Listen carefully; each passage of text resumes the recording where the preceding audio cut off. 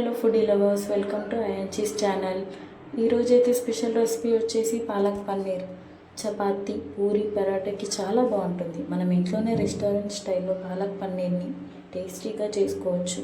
అయితే చాలామంది పాలక్ పన్నీర్ చేసేటప్పుడు పాలకూర వాటర్లో బాయిల్ చేసి చేస్తారు. అలా కాకుండా నేను చూపించే విధంగా ట్రై చేయండి. మరి సూపర్ టేస్టీగా రెస్టారెంట్ స్టైల్లో పాలక్ పన్నీర్ని ఎలా చేయాలో ఆ ప్రాసెస్ ఏంటో ఇప్పుడు చూసేద్దాం. దానికన్నా ముందు లైక్ చేసి మరిన్ని వీడియోస్ కోసం సబ్స్క్రైబ్ చేయండి.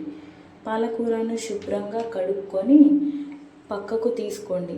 ముందుగా స్టవ్ ఆన్ చేసి ప్యాన్లోకి 1 టేబుల్ స్పూన్ ఆయిల్ యాడ్ చేసుకొని ఇప్పుడు శుభ్రంగా కడిగిన పాలకూర 4 కట్టలు తీసుకొని మూత పెట్టి 2 లేదా 3 నిమిషాల పాటు మీడియం ఫ్లేమ్లో ఉండనించాలి. ఇందులో వాటర్ వేయాల్సిన పని ఏం లేదు. ఒక 3 నిమిషాల తర్వాత చూడండి, పాలకూర ఎలా సాఫ్ట్ అయ్యాక స్టవ్ ఆఫ్ చేయండి. ఈ పాలకూర పూర్తిగా చల్లారేలోపు మనం మిగతా ప్రాసెస్ని చూద్దాం. ఒక మిక్సీ జార్లో 4 కట్ చేసిన ఉల్లిపాయలు, 5 కట్ చేసిన టమాటోలు ముక్కల్ని, 7 లేదా 8 పొట్టు తీసిన వెల్లుల్లి, 1/2 ఇంచ్ అల్లం ముక్క ముందుగా స్టవ్ ఆన్ చేసి ప్యాన్లోకి 3 టేబుల్ స్పూన్స్ ఆయిల్ యాడ్ చేసుకొని జీలకర్ర వేసుకొని బిర్యానీ ఆకు బాగా కలుపుకొని అలాగే మనం మసాలా పట్టుకున్నది యాడ్ చేసుకొని పచ్చివాసన పోయేంత వరకు మంచిగా మిక్స్ చేసుకోవాలి.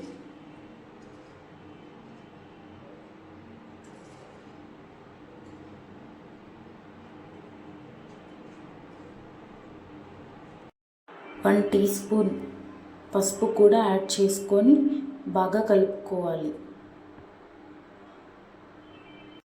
మిక్సీ పట్టిన పాలకూర వేసుకొని అది కూడా బాగా కలుపుకోవాలి.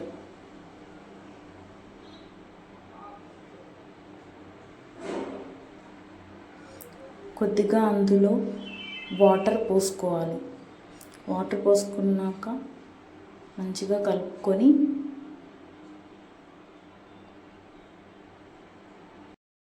గరం మసాలా, ధనియాల పొడి, కారం, ఉప్పు వేసుకొని బాగా మిక్స్ చేసుకోవాలి. మరిన్ని వాటర్ పోసుకొని మిక్స్ చేసుకోవాలి. ఆయిల్ అనేది పైకి వచ్చేంత వరకు మూత పెట్టి మగ్గనివ్వాలి. తర్వాత పన్నీర్ వేసిన తర్వాత మిక్స్ చేయాలి.